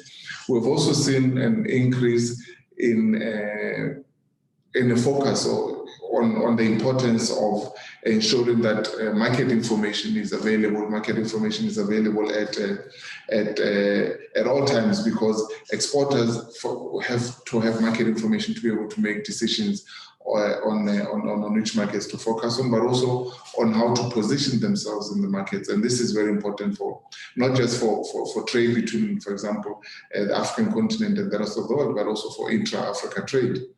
It is also important to highlight the applications, technological applications, particularly for frontier technologies like blockchain technology, which also are playing a very transformational role in enhancing the competitiveness of SMEs in particular, particularly when it comes to access to finance. One of the challenges that we have seen in fact, since 2008, when the financial crisis hit, we saw a significant decline in trade finance flows, and also cost of trade finance when going up in Africa. Now, for SMEs, that meant that they were already struggling to access trade finance. Now with the crisis, and also of course with the recent restrictions, that has become even more difficult. And one of the reasons why SMEs have been cut off significantly from trade finance is because transactions are not able, counterparty transactions are not able to be verified. So the only way, or one of the ways that technology has played a role in enhancing reliability and credibility of transactions is through blockchain. And when you look at supply chain finance transactions, there is an increasing evidence that those that have adopted e-invoicing, for example, and have used blockchain technology to be able to provide much more structured and secure transactions, are beginning to see increased access to trade finance from companies, from banks. So technology is very central for export competitiveness. It is also very central to ensuring that despite the disruptions to supply chains, SMEs in particular have continued to remain in business and have continued to have access not only to clients but also access to their inputs from the import markets where they import in, from China and from other markets that provide inputs to their products. So this would not be possible if investments in technology were not possible. Last but not least, of course, the whole issue around connectivity and its centrality to economic competitiveness and, of course, to innovation cannot be overemphasized. The Technology Bank is part of has joined the World Foundation and advocating for internet access to be not just made available at competitive prices or discounted prices, but to actually be treated as a public good. And because we believe that unless connectivity is part and parcel of what is considered to be a public good, competitiveness for countries like in Africa and other LDCs will continue to be undermined. Today or this year, we saw how almost 60% of children in the developing world were cut off from school, which means that you have a whole year lost, which undermines also a whole range of other areas, including countries' ability to ensure that they have skills coming into the industry. So in a nutshell, I would say that technology is very central to exports, and technology provides market information. It provides transparency in the market that allows consumers and importers to be able to make decisions based on what is available in the market. Thank you very much. Thank you, Mr. Satipa. I have a question to actually both of you, to Dr. Mendel and you, Mr. Satipa. I will start with Dr. Mendel. Energy security is a key requirement for connectivity, ICT innovation and digitalization. How can we leverage innovation opportunities to address energy security issues and provide opportunities for medium-sized and micro enterprises in the energy sector?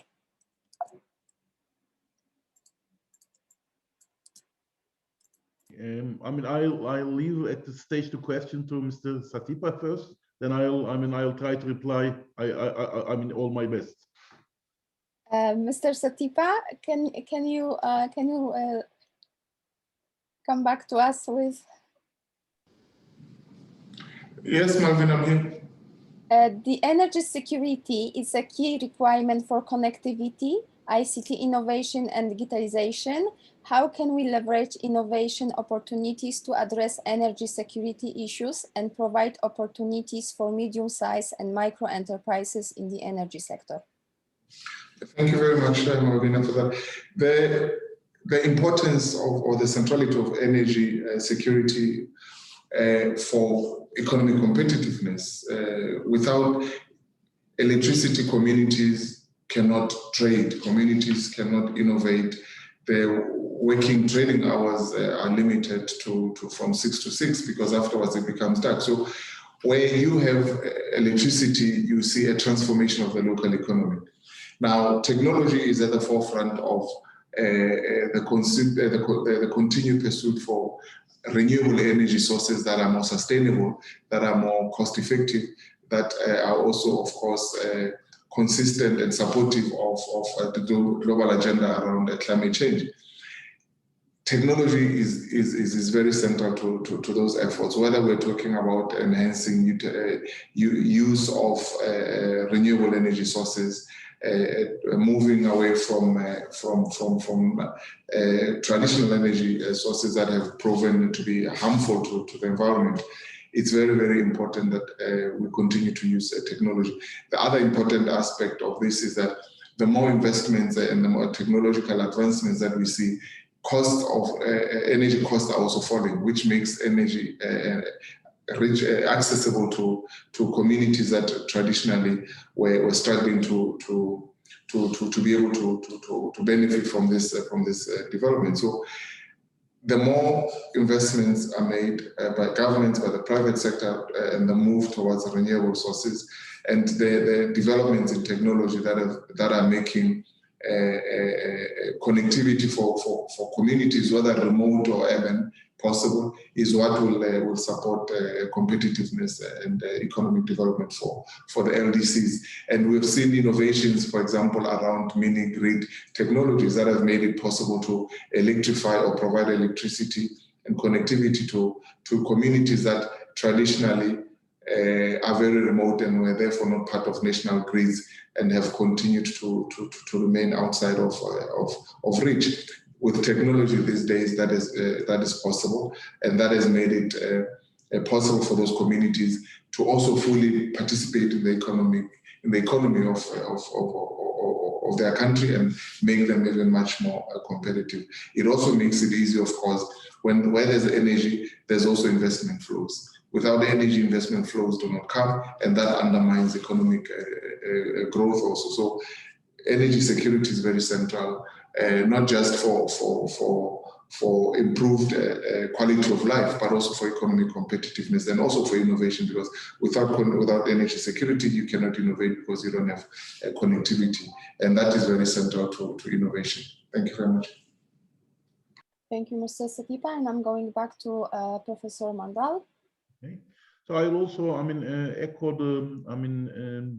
Mr. Satipa that I think is on, when we are talking about energy, yes, indeed, it's a critical and is a technology oriented, and especially when we are talking about the renewables, and also when we are talking in Africa. So the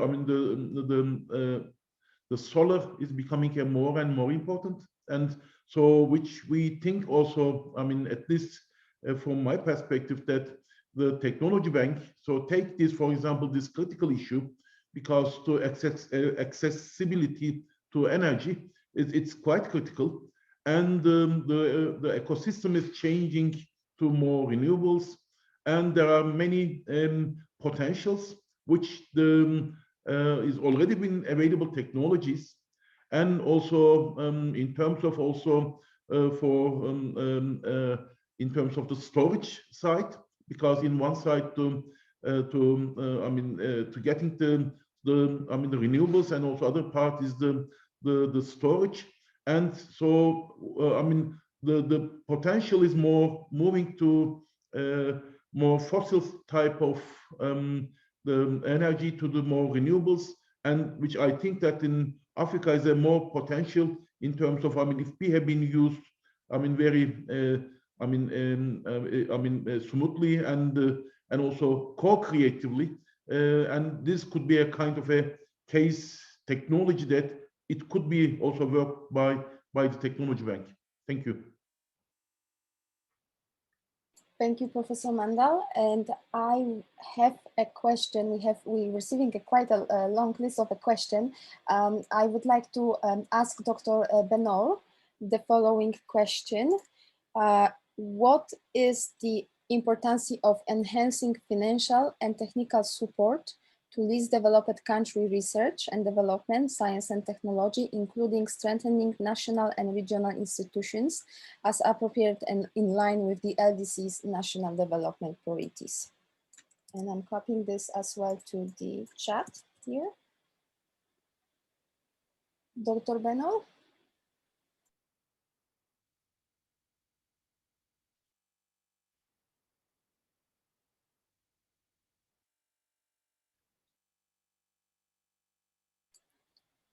Dr. Bennu, are you with us?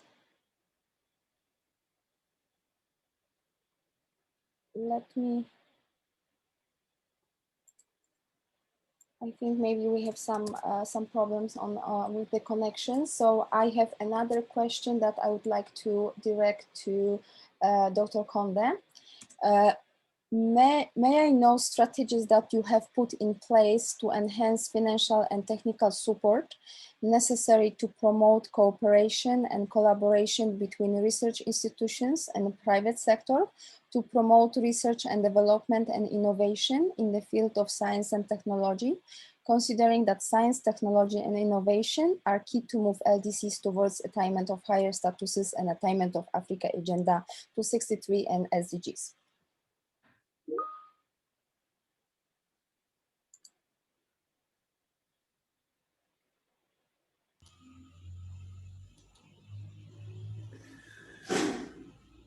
Thank you very much for the question. I come from ECA, so we are not really a funding institution. So I have to be upfront that we don't provide funding for technology transfer, or in fact, we don't even provide funding. We're a regional commission for the UN, and so our main job is basically to provide technical advice in many cases, and undertake policy research that helps our member state to make the right decisions. So perhaps only the last part of the other part of the question is the one that I'll attend to, which is what are the strategies that we put in place? Well, we have a number of them. So once we don't provide funding, for example, this year, actually we've been among the few institutions in Africa that have actually argued for African member states that they should get at least not to pay back all the money that they owe their the lenders. So basically, we're asking for a standstill. We are not asking that they cancel it, but can they have a standstill so that the money that they're supposed to pay back this year will not be, they can use it to fight, for example, all the issues that have arisen with the pandemic, supporting workers that have lost their jobs and families that may have no income anymore. And these have ranged from not just the formal workers. Africa has a huge informal sector. And that informal sector, majority of the people that when you shut down the city, they too have no income. And so you're not just talking about the one that you have a list from the private sector or from the government. So in that case, we do that kind of work where we do the research to demonstrate what are the expected losses and for the countries, and then what are the mechanisms, for example, the global community can provide. And for example, that is basically just one example, but for those who have been following together with the African Union, some of the countries like South Africa, which was the chair of the African Union last year, we actually were part of the group that informed most of that discussion around maybe with Africa. The African countries cannot print money. The US can print money. The EU can print money, and their economies will still be okay. If Malawi decides to print money or Zambia decides to print money, then their economies will be in a big problem. Now, I'm not an economist, but you don't need to be one to just know the problems. So so for example, the drawing rights that the US and the EU have with the IMF, if they are not using them, can they pass them on, for example, to African countries? And therefore they can borrow against those drawing rights. So in a way, those are kind of the things we have been doing in terms of making funding available to member states. So we are not providing funding, but we argue for those kind of measures. In terms of actual strategies, I think I'd mentioned we have been working very closely, for example, with almost 20 African universities now, or even more, on the building up the capacity environmental engineering. And at the time we started, everyone asked, why are you working with students? And today, many of those students actually now work in private institutions. Some of them actually are in universities. Actually, the next youth bootcamp on what we call the Innovator Summer School was supposed to be in Malawi last year, at the end of last year, but was actually postponed because of it. But today we are talking, for example, with the private sector, because we have now kind of a call of people that work together. So when you have these 20 universities, we did a survey this year and we found out they actually already work with a host of hospitals. Just the 11 of them, for instance, that they replied to our survey, they work with almost 40 or 50 hospitals around on the continent. They work with already about 20 business enterprises, and they work with several other partners outside the continent. And we are thinking on building on that kind of networks where we actually create a massive network where you can seed one, but they can then build the private sector, the research institutions, and the government support, the regulators, and everybody around it. And therefore, you are not just saying, I deliver to you a technology, but you actually deliver an entire system that then exists as an innovation ecosystem in the country that can continue to work. So today, for instance, I don't necessarily need to be present when they are working. They're seeding their own partnership, making application for their own grants. I think they just got $3 million, for example, from the EU on their own without me or without ECA. So in a way, that is what we are thinking. How do we build those kind of strategies that are sustainable long-term? Not just the activity we do for 1 year, and after that, if you go back, it's not there. And so can we build consortiums, for instance, that we can focus on specific issues? We've been talking about energy. We're actually looking at SDG 7 initiative. And here we're again looking at the private sector and how do we bring them in, for example, to leverage not just the financial power, but also the entrepreneurial talent that you find in the private sector to build businesses. And then they can also to inform the research that, for example, is taking place in our universities, in our research centers. Right now, they're talking about nanotechnology and how do we actually make, for example, nanotech for energy. We're talking about AI, for example, right now, and we're wondering how do we actually use AI in the energy sector. And so we are beyond just we help the country acquire some solar panels, but how do we build an entire ecosystem around it, the private sector, the regulators, and the research. On implique tout le monde, régulateurs, institutions, financiers, les différents réseaux. Et cela est essentiel. Yenilenebilir mi değil mi üretilecek enerji ürünleri? Bu çok güncel bir soru. Bunlar şu altını çizdiğim noktalar strateji belirlerken de göz önünde bulundurduğumuz önemli detaylar.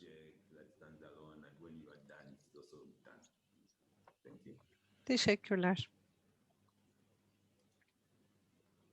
Thank you, Dr. Çok Conte. Maintenant, we'll have to close the questions only because of the time constraint, and I redirect the floor to Moshe. I thank you very much, Malvina, for the questions that have been asked by the panelists. And we firstly, I should say, we apologize for those questions that we have not been able to respond to because of time. And following this rich interventions and questions, I kindly ask the panelists to give us their short concluding remarks, if we could try to limit it to 1 minute. And I would start with Professor Mendel. Okay, so I'll repeat my message. So this, working on technology transfer processes, and also the role for the technology bank. TÜBİTAK and Turkey as a hosting country. So we need to be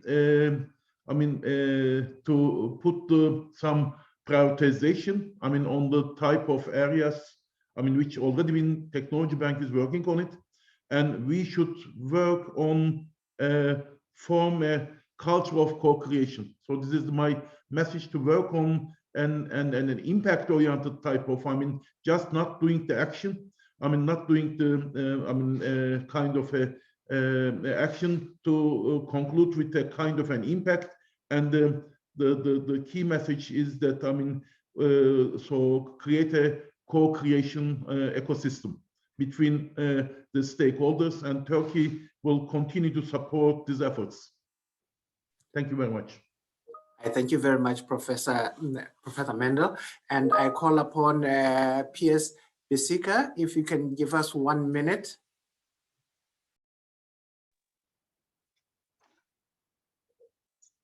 Yeah, thank you very much, moderator. And thank you very much, fellow participants and colleagues. It's been a pleasure to be part of this group. And it is my sincere hope that whatever discussions we've opened up in this workshop are going to be put into some action for the benefit of the respective countries and the respective citizens. I think for Malawi, I would not say that we, as government, we've taken a very bold decision to make sure that ICT plays the bigger role in the way we conduct our government business. So we're looking at having a paperless government administration. We're looking at the well-served citizenry, offering services digitally to citizens, and many other things.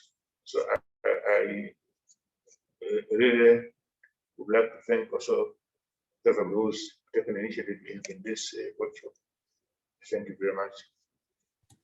I thank you very much, PS, and I quickly rush to Dr. Bennu, if you can give us 1 minute concluding remarks.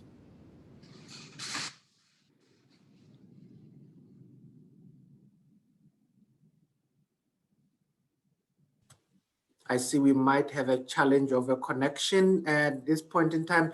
Dr. Victor Conde, if you can give us one minute, I know you have been engaged in many of the questions. Just 1 minute of your concluding remarks. Thank you very much, Moshe, and thank you very much, I think, for putting together the meeting and for inviting ECA. I think perhaps on my own behalf and that of ECA, we stand ready to work with you at the Technology Bank in supporting our member states. And of course, our member states are free to reach out to us, and we're looking forward to the outcome of this meeting, and hopefully to see what we can do together as we build back or build forward better. Thank you. I thank you very much, Victor. And last but not least, I call upon the Managing Director for the Technology Bank to give us concluding remarks. In 1 minute, you have the floor. Thank you very much. For me, perhaps the most important point to underscore is that the Technology Bank is the only SDG that has been achieved to date. There's 9 years left on the 2030 agenda, and this is something to celebrate, but it is equally important that the Technology Bank actually delivers on its mandate, on the expected impact that LDCs had in mind when they created this bank almost 10 years ago. Now, for that to happen, the Technology Bank requires support, it requires resources. As I mentioned, to date, with the general support of the host country, Turkey, and a number of other partners, including LDCs, I must say, we continue to be able to deliver for the LDCs, but we can deliver more. We can deliver more effectively if we had more resources at our disposal. So I would like to make an appeal to partners of the LDCs that the Technology Bank is ready and is willing and is qualified to be able to meet the expectations of the LDCs and the development community. But for that to happen, it requires resources. So we look forward to working with all partners within and outside the UN system and in the private sector as we deliver for the LDCs and as we prepare for Doha 2022. Thank you very much. I thank you very much, MD, for those concluding remarks, and also to thank all the panelists. I think due to time, I will not try to also summarize the extensive exchanges that went on in this last 2 hours, but to simply indicate that the importance of ICT towards development, the importance of science research and know-how, and importantly, the sustainable capacity development across the continent and within the LDCs in collaboration with the private sector towards technology transfer will enable the LDCs to build back better for the future in response and also towards the attainment of the sustainable development goals. At this point in time, I would also like to take the opportunity to thank all the panelists, as well as the participants who were able to join us for this important session of the Technology Bank. This is the beginning of a journey for preparations for the LDC 5 conference that will be taking place in Doha next year. And it is with this that the LDCs can be able to work towards achieving their sustainable development goals. Last but not least, I thank the government of the Republic of Malawi for hosting this event, and also to thank the Turkish government for providing the support that is for the Technology Bank, and also the partnership that we have established with the UNECA for it to grow further. With these remarks, I thank you all for joining us in this session. A good morning, a good afternoon, and a good evening to all. I thank you and God bless you all.